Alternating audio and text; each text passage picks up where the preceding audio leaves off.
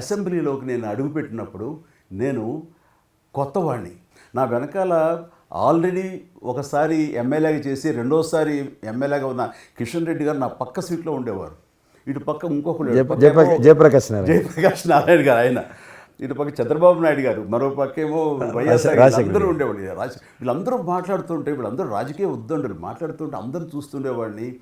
అక్కడ నాకు వచ్చిన షాక్ ఏంటంటే, ఫస్ట్ ఒకళ్ళు దుయ్యబెట్టుకుంటూ తిట్టుకుంటూ అసలు దుర్భాషలు ఆడుకుంటూ కొట్లాడుకునే పరిస్థితి దాకా వస్తూ ఇక ఫినిష్ అయిపోయింది, ఇక ఒకళ్ళొకరు మాట్లాడుకోరు, ఇంకా వీళ్ళు దీర్ఘకాల శత్రువులు వీళ్ళు ఇంకా అనే ఫీలింగ్ వచ్చింది. ఇలా ఉంటుందా అని. బట్ దానికి విరుద్ధంగా నేను అసెంబ్లీ అయిపోగానే కారులో నడుచుకెళ్తుంటే ఎవరైతే ఇద్దరు తిట్టుకున్నారో, ఒకరొకరు దూషించుకున్నారో వాళ్ళు భుజమే చేసిన, ఏంది భయ్యా నువ్వు అలా నువ్వు అనలేదు భయ్యా, అరే మన నా నాయకుడు చూస్తున్నారా అనకపోతే బాగుంటుందని ఇట్లా అంటుంటే నాకు షాక్ తిన్నాను, చాలా ఆశ్చర్యపోయేవాడిని. ఇదే ఇలా ఉంటుందా? మీ సినిమా ఫీల్డ్ కంటే ఎక్కువ నటులు ఉంటారు.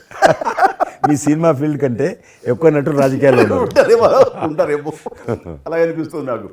అక్కడ అలాంటి పరిస్థితుల్లో ఒక నిబద్ధతతోటి ఇష్యూ బేస్డ్గా మాట్లాడుతూ తను అనుకున్నవి నిర్దిష్టంగా చెప్పగలిగేటటువంటి నాయకుల్లో మిమ్మల్ని అబ్జర్వ్ చేశాను. అది మీరు ఎక్కడ ఎవరిని దుర్భాషలాట నేను చూడలేదు, ఎవరిని పౌరుషంగా మాట్లాడటం చూడలేదు, ఎవరిని ఎద్దేవా చేయటం, రెడిక్యూల్ చేయడం నేను చూడలేదు. మీరు ఎంతసేపు ఇష్యూ బేస్డ్గా మాట్లాడేవాళ్ళు, స్ట్రాంగ్ వాయిస్ చేసుకుని మీరు అనుకున్నది అది ఎంత కరెక్టు, ఎలా అన్యాయం జరుగుతుంది అని ఆ ప్రజలకి మద్దతుగా ప్రజల తరపున నిలబడి మాట్లాడిన నాయకుడుగానే మిమ్మల్ని చూశాను. నేను ఇప్పటికీ అలాగనే ఉన్నాను. అవును, మా పార్టీలో ఉన్న కొంతమంది కానీ, బయట ఉన్నటువంటి వాళ్ళు కానీ, కొంత మీడియా విలేకరులు కానీ, నువ్వు ఆ రకంగా మెత్తగుంటే లాభం లేదు, ఇప్పుడు రాజకీయాలలో నువ్వు కూడా పరుషంగా మాట్లాడాలి, వ్యక్తులను చాలా గట్టిగా మాట్లాడాలి అంటారు. కానీ నేను అదే అంటాను, నేను ఇప్పుడు మారలేను, నాకు అవసరం కూడా లేదు, నేను ఇలానే ఉంటాను. నేను గతంలో ఏ రకమైనటువంటి వాజ్పేయి గారు, లాల్ కృష్ణ అద్వానీ గారు, మా తెలంగాణలో మా వి రామారావు గారు, వెంకయ్యనాయుడు గారు, దత్తాత్రేయ, ఇదంతా నాకు నేర్పారు వాళ్ళు. నేను చిన్నగా ఉన్నప్పుడు నా చేయి పట్టుకొని నడిపారు వాళ్ళు.